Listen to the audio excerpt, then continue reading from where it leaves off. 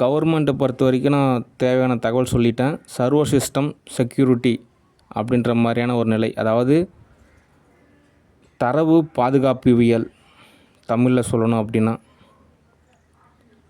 Okay. அடுத்து JM group கம்பெனிஸை பொறுத்த வரைக்கும் நான் ஸ்போக்கன் இங்கிலீஷ் கற்றுக்கிறேன். அடுத்து டிரைவிங் கற்றுக்கிறேன். ஒவ்வொன்றா தோது பார்க்குறேன். அதுக்கப்புறம் கேஷ் கிடைக்கிறப்போ அடுத்தடுத்த படிநிலை தோதாகும். ஓகே. அடுத்து ஸ்டூடியோவை பொறுத்த வரைக்கும் டைரக்டர் வெற்றிமாறன் மற்றும் வெங்கட் பிரபு அவரோட இயக்கத்தில் ஒரு மூவி. அந்த மூவியோட நேம் பார்த்திங்கன்னா ஹரே ஹரே அப்படின்றது தான் அர்த்தம். அதாவது இந்த ஹரே கிருஷ்ணா ஹரே ராமான்னு சொல்லுவாங்கள்ல, அதில் அந்த ஹரே ஹரேன்னு சொல்லுவாங்கள்ல, அதுதான் நம்ம படத்தோட டைட்டில் ஹரே ஹரே. ஓகே. ஏன் இந்த படத்துக்காக இந்த டைட்டில் நான் நேம் சொன்னேன் அப்படின்னா, இந்த ஹரே ஹரே இந்த ஹரி அப்படின்ற மாதிரி நேம் எல்லாமே பகவான் விஷ்ணு அவருடைய நாமம். ஓகே. ஆனால் சம்திங் எரரில் இந்த கிணத்து தவளை உள்ளே புகுந்து அவன் எரர் ஏற்படுத்துகிறான். எனக்கே கூட மனசாட்சி உறுத்துது. எங்கள் வீட்டில் ஓரளவு வசதியெல்லாம் இருக்குது. இருந்தாலும் ஒரு பொண்ணை கூட்டிகிட்டு வர்றப்போ நம்ம ஏதாவது நகை கொடுக்கணும். ஒரு 5 லட்சத்துலேருந்து ஒரு 10 லட்ச ரூபா காசு வேணும். எல்லா வசதியும் வேணும். ஒரு கார் நிறுத்துறதுக்காக ஒரு இடம் வேணும். எவ்வளவோ யோசிக்கிறேன். ஆனால் அந்த கிணத்து தவளை வீட்டுக்கு போய் பார்த்தீங்கன்னா அங்கே படுத்து தூங்குறதுக்கு கூட இடம் இருக்காது. ஃபுல்லாக பொருள் இருக்கும். எல்லாமே கரே முரன்னு கத்திட்டு கிடப்பாங்க. எந்த ஃபெசிலிட்டியுமே அவ்வளோவா கிடையாது. அப்படி இருக்கிற நிலையிலே கூட அவன் ஏதோ தோது பார்க்குறான், எரர் ஏற்படுத்துகிறான். அவனுக்கு புரிய மாட்டேங்குது. அவன் என்ன நினச்சிட்டானா, நம்ம கைத்தறி போட்டு நெஞ்சிட்ருக்குறோம், எப்படியும் வாரமானா எங்கேயும் போய் அலைச்சலே இல்லாமல் சம்பாதிக்கிறோம். எல்லா விதத்துலையும் தோதாக இருக்குது. அப்பா அம்மாவும் நம்ம யாரும் கேட்க போகிறதில்ல. எல்லா சுதந்திரமும் இருக்குது. இப்போ நமக்கு தேவை இந்த பொண்ணுங்க தான். இதுங்களும் மடக்கிட்டோம்னா அவ்வளோதான். இருக்கிற சுகமாக வாழ்க்கை வாழ்ந்துக்கலான்னு இந்த கிணத்து அவளை வேறு எரர் ஏற்படுத்துகிறான். அவன் ஒரு காசு வச்சுருக்கானா, ஒரு பொண்ணை பார்க்குறானா, கல்யாணம் பண்ணுறானா, அதுதான் ஒரு ஒழுங்கு. இவன் எல்லாரையும் பார்த்து எல்லோ ப்ராஜெக்டில் கொண்டு வரணும் அப்படின்னு நினைக்கிற அளவுக்கு இவனும் அவ்வளோ பெரிய பணக்காரனா. தோதாகாது. அப்போ அவங்க அம்மா எலும்பும் தோலுமாக இருக்குது. அதுக்கு ஏதோ ஒரு நகை நட்டு வாங்கி போடலாம், ஏதோ ஒரு கோவிலுக்கு கூட்டிகிட்டு போகலாம், ஏதோ சாப்பாடு வாங்கி கொடுக்கணும்னு நினைக்க மாட்டேங்கிறாங்க. அவங்க அப்பாவும் மாதிரி கிடையாது. அவரும் இப்போ எலும்பாக தான் இருக்கார். இன்னும் கொஞ்சம் வருஷம்தான் வேலை செய்வா. அப்படி அத்தனையும் ஒரு மூட்டை தூக்குறா. அப்படி இவங்கெல்லாம் எதை பற்றியுமே தன்னோட ஃபேமிலியோட நல்வாழ்வியலும் சமுதாயத்தோட நல்வாழ்வியலும் எதை பற்றியும் யோசிக்க மாட்டேங்கிறாங்க. அவங்களுக்கு அப்பப்போ கிடைக்கக்கூடிய சௌகரியம் வசதி இருக்கா, ஓகே. இப்போ தின்னமா, ஓகே. இப்போ தூங்கணுமா, ஓகே. இப்போ காசு இருக்கா, ஓகே. முடிஞ்ச வரையும் கெடுதல் பண்ணலான்னு நினைக்கிறாங்க. உள்ளார்ந்த ரீதியான நிலை இப்படி தான் இருக்குது. அது என்ன காரணம் அப்படின்னா, ஒரு ஃப்ளாஷ்பேக் சொல்கிறாங்க. அந்த ஃப்ளாஷ்பேக்குக்கு நம்ம என்னங்க பண்ண முடியும்? ஓகே. ஆரம்பத்தில் இவங்க போய் தடுக்காமல் 3 குழந்தைங்களும் பெற்றதுக்கப்புறம் அந்த 3 குழந்தைங்களும் திருமணமாக ஆனே அதுக்கப்புறம் குழந்தை பெற்பாங்க. அது வரைக்குமே இவங்க வஞ்சகம் நினச்சிக்கிட்டே இருப்பாங்க. இவங்க வஞ்சகம் நினச்சாங்க இவங்களுக்குள்ளே இருந்துட்டால் போதும். இவங்க வந்துட்டு ஒரு யதார்த்த ரீதியாக நிறைய இடத்துல எரர் ஏற்படுத்துகிற மாதிரியான ஒரு நிலையாக இருக்குது. அதாவது சர்வர் சிஸ்டத்தில் நிறைய இடத்துல எரராக இருக்கிற மாதிரி இருக்குது.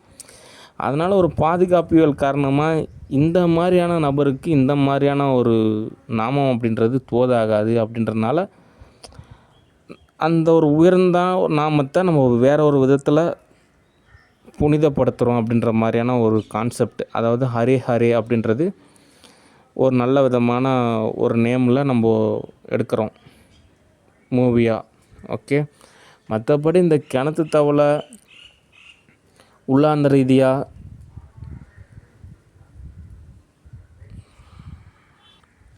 ஏதாவது நல்லது செஞ்சானா அது தகுந்த மாதிரியான நம்மளும் நன்மை.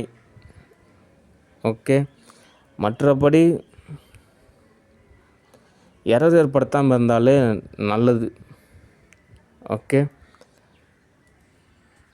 அடுத்து உள்ளார்ந்த ரீதியான ஒரு உளவியல் இருக்குது.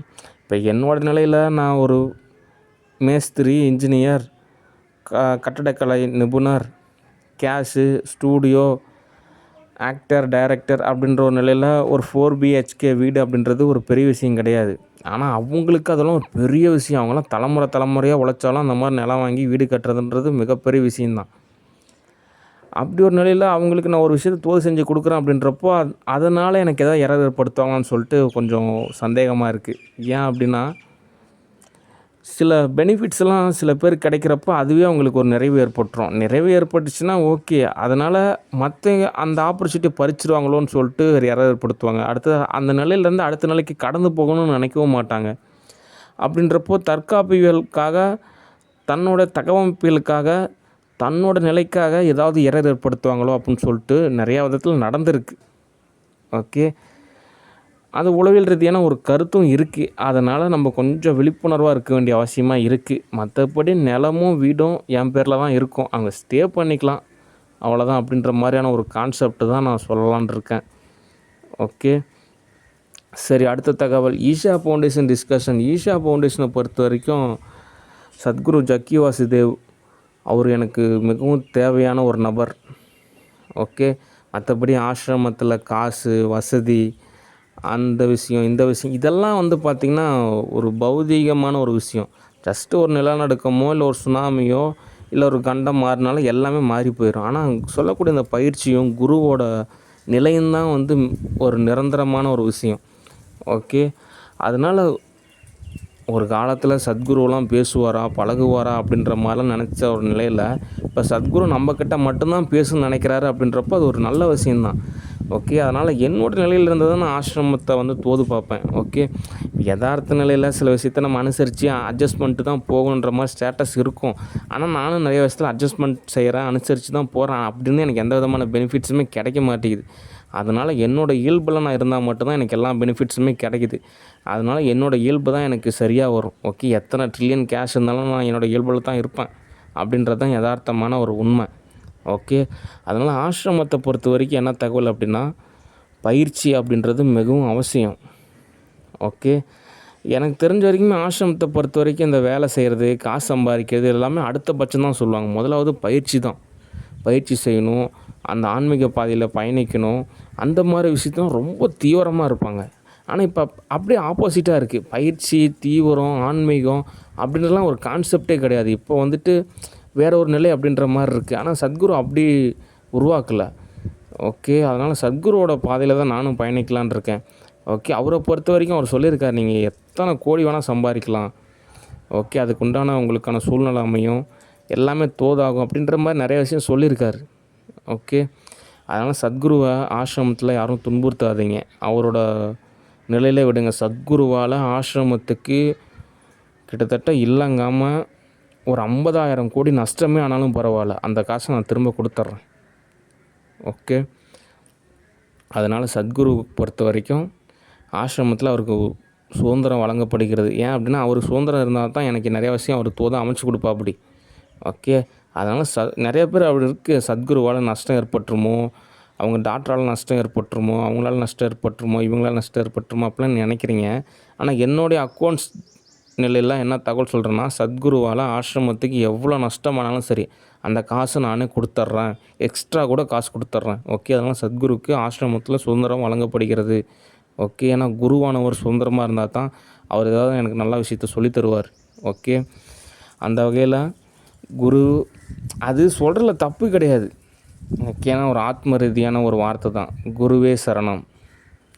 ஓகே. சரி, அடுத்த தகவல்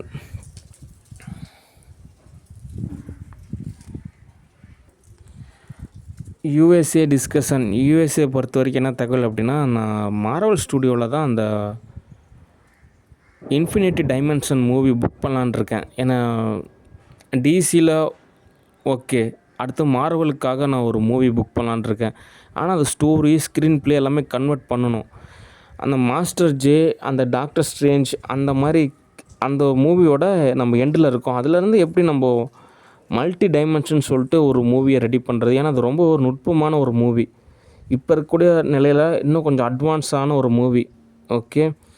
ஏன்னா இந்த மூவிக்கு முன்னாடியே நமக்கு நிறையா மூவிஸ் இருக்குது. அதனால் இது ஃப்யூச்சர் வெர்ஷன் மூவி தான். ஆனால் அதுக்காக நம்ம கொஞ்சம் ஒர்க் செய்ய வேண்டியதாக இருக்குது. ஆனால் இப்போவே நம்ம எடுத்துட்டோம் அப்படின்னா ரொம்பவே நல்லாயிருக்கும். அதுதான் விஷயம். அதனால் தோது பார்த்துட்ருக்கேன் யூஎஸ்ஏ ஸ்டூடியோ பொறுத்த வரைக்கும். ஓகே. சரி, நான் உங்களுக்கு திரும்ப கூப்பிட்றேன். ஓகே.